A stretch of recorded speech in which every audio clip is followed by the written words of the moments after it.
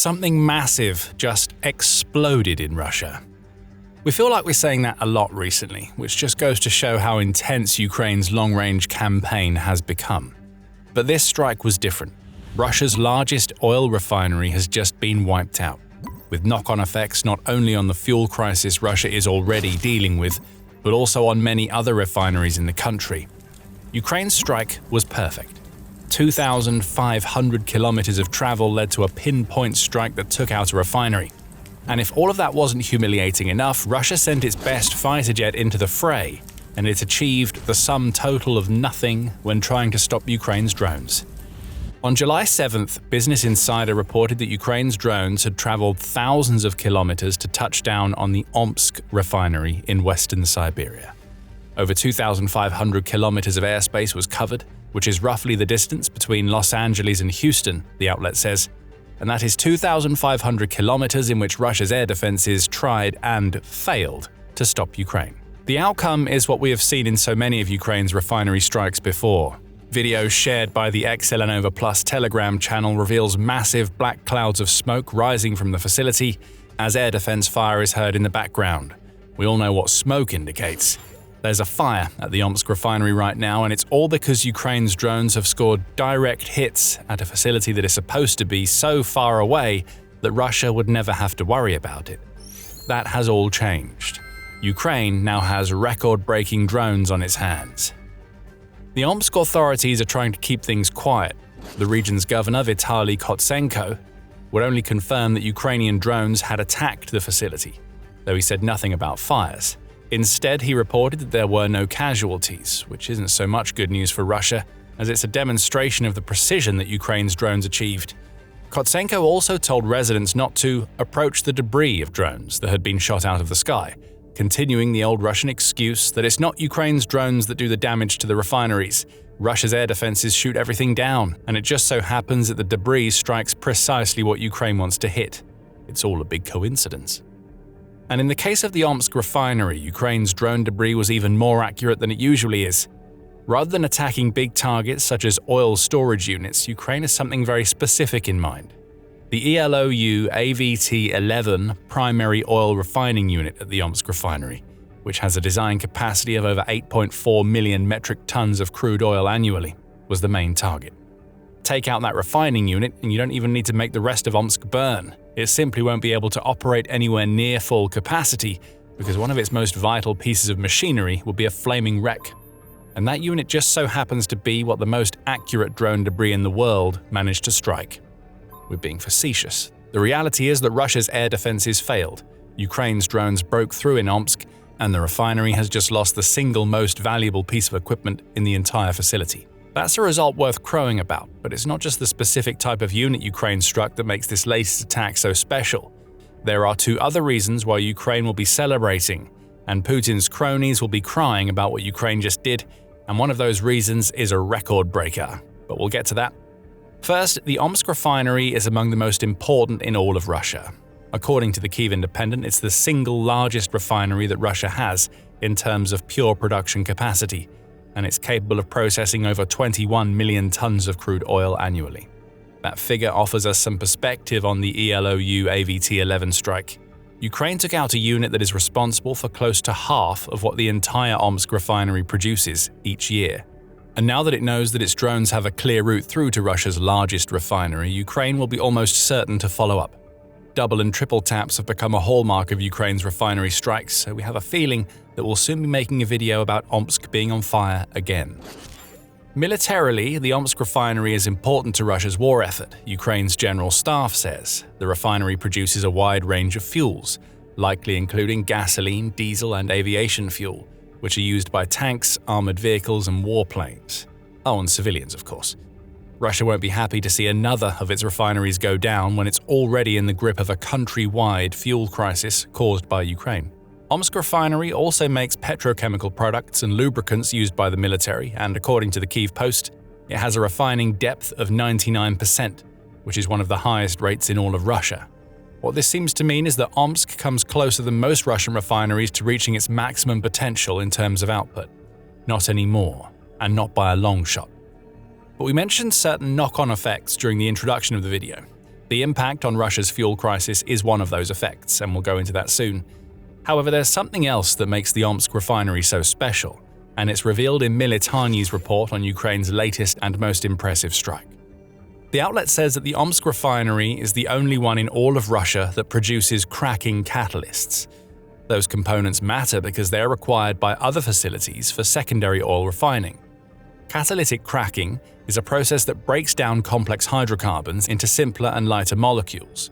Fuel producers use the process to enhance both the yields and the qualities of fuel products, such as gasoline and kerosene.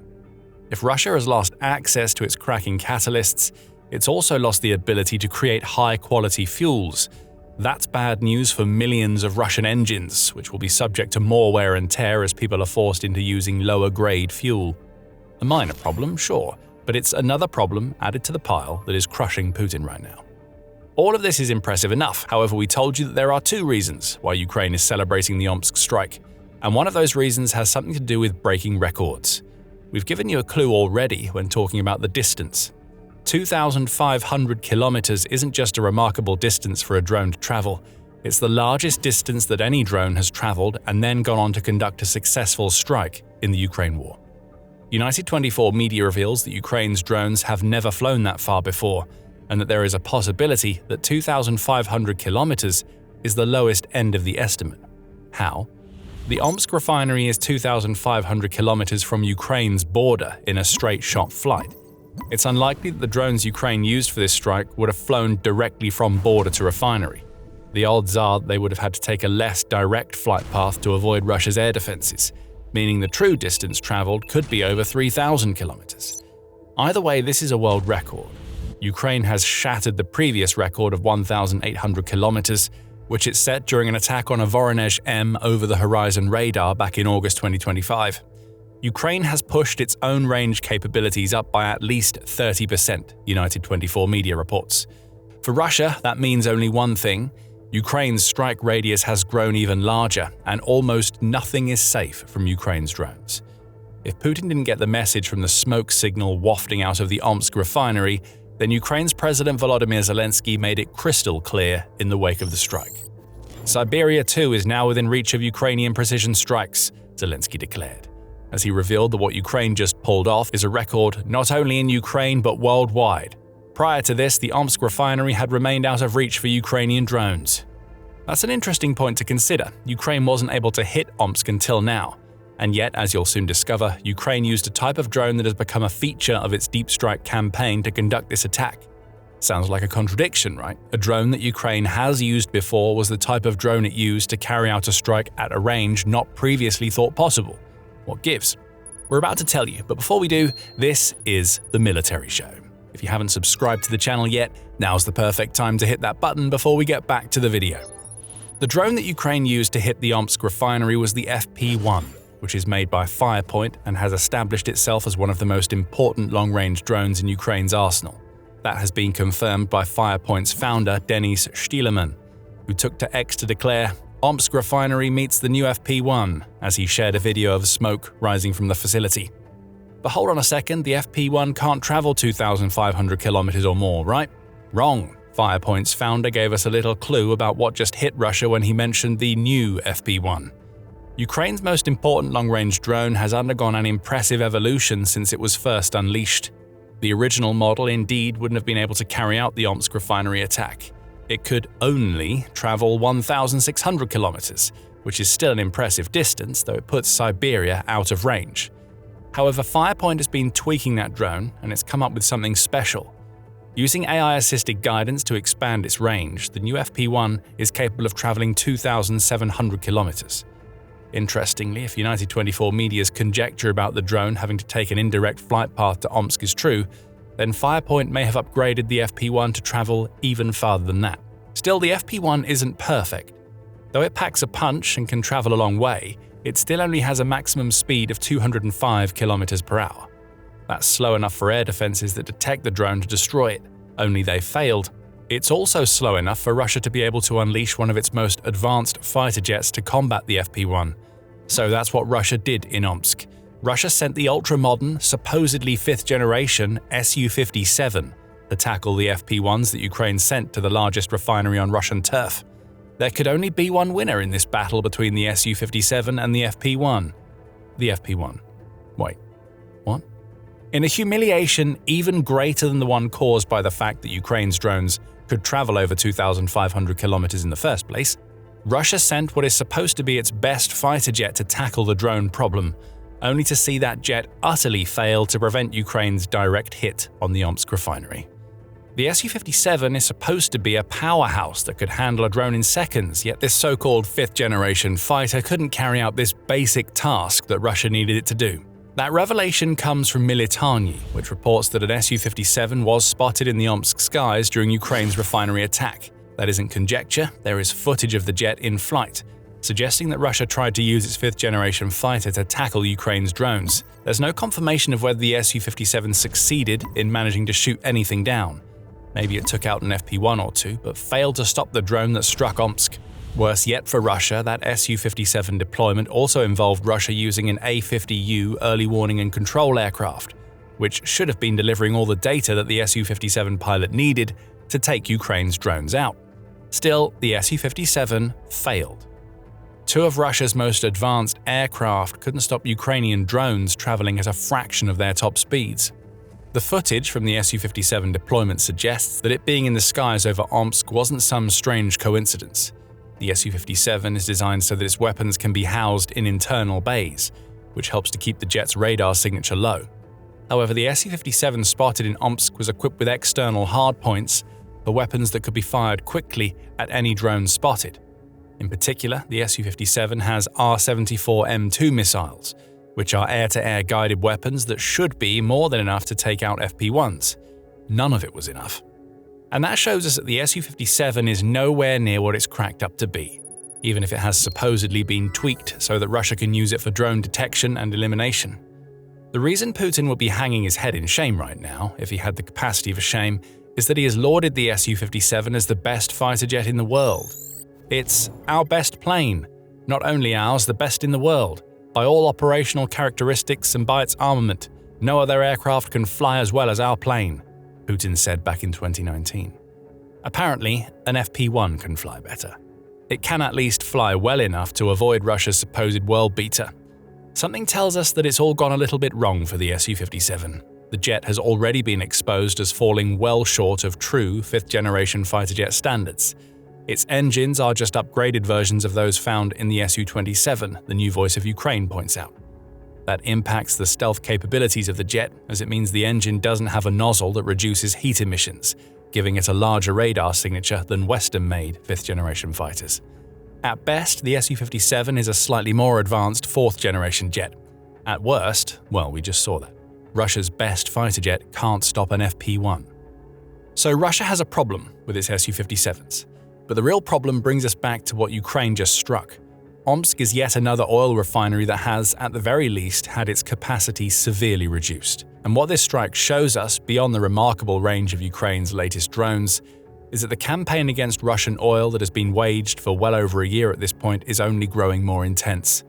According to Business Insider, Ukraine reports that it's carried out over 50 attacks against Russia's oil infrastructure since March.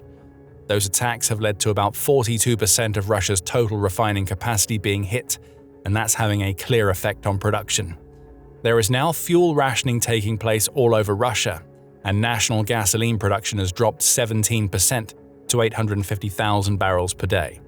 That seems like a lot until you realize that Russia's domestic demand for gasoline during the summer runs to 110,000 tons per day. There's a 25,000-ton daily shortfall, and it's all because of Ukraine's refinery strikes.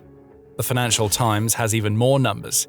It says that Ukraine has managed to hit Russian refineries at least 194 times since the beginning of 2026, which is 11 times more than the number of these types of strikes that Ukraine carried out during the first 6 months of 2025. Russia claims to have intercepted 63,933 Ukrainian drones on its territory during the first half of the year, including a record-breaking 17,832 interceptions in June alone. We know what Russia means by interceptions. These are just the numbers of drones that Ukraine launched. Plenty broke through, and Russia just claimed that they were intercepted anyway. What we see here is a deep strike campaign that has grown so intense that it's crippling Russia from the inside. The fuel shortages we've mentioned are rampant. CNN says that they cover all 11 time zones in Russia, as almost every single one of the 83 regions that Russia has is dealing with shortages. Russia is starting to get desperate as the queues outside gas stations become unmanageable. One of the world's largest producers of fuel has so many burning refineries that it's being forced to import from as many sources as it can find. Kremlin spokesperson Dmitry Peskov has even confirmed this approach, stating in a call with journalists, "If agreements can be reached at acceptable price points, then imports will move forward." This is all happening as Russia has banned the exports of gasoline and aviation fuel, and seems set to do the same for diesel. Traditional importers to Russia, such as Belarus and Kazakhstan, don't produce enough fuel to fill the widening gap in Russia's stockpiles, the Saratoga Foundation reports. Reuters says that India is being added into the mix as a potential importer, as Russia tries to get its hands on 400,000 tons of gasoline to stem its shortage. But none of these emergency measures change a simple fact: Russia can't protect its oil refineries. The country's creaking air defense network has been whittled away through years of Ukrainian strikes, and there are no longer enough systems and missiles to cover high-priority targets, such as the largest oil refinery in all of Russia. Omsk should have been guarded by layers of Russia's best air defenses. Instead, all we've seen and heard is scattered fire in the video of Omsk Refinery burning, and a failed Su-57 sortie that reveals far more than Putin wants to know about the true state of what he claims to be the best fighter jet in the world. You'd like to think that Ukraine's refinery campaign becoming so all-encompassing would be enough to make Putin consider that maybe, just maybe, it's time to negotiate an end to the war that he started. But so far, the best that Putin has managed is vague acknowledgement of the growing oil and fuel crises in Russia, as he tries to buy time for a turnaround that isn't coming. Still, Ukraine will keep striking. Its goal is to change Putin's war calculus by making him realize that his invasion does more damage to Russia and its people with every day that passes. Putin has responded with aggression. His demands for peace have grown more maximalist, and he's now calling for Ukraine to cede its southern territory along with the Donbass. But these are the demands of a desperate man who knows that his time is running short. Russia's leader has just watched Ukraine's drones strike over 2,500 kilometers deep into Russia. Now he's wondering what's next. Ukraine has a wealth of targets to choose from, and plenty of drones to strike almost anything of military importance in Russia. Putin's desperate defiance is the last gasp of a failing leader, and it could well spell his downfall. Angry Russians at the empty gas pumps are already starting to turn against him. But as more soldiers than ever die in Ukraine, there may be a mutiny brewing. Putin has received a warning, and a plot that may run so deep that it penetrates his inner circle could be forming. Find out more by watching our video. And if you enjoyed this video, make sure that you subscribe to The Military Show as we chart everything that Ukraine is doing to speed up Putin's downfall. And thank you for watching.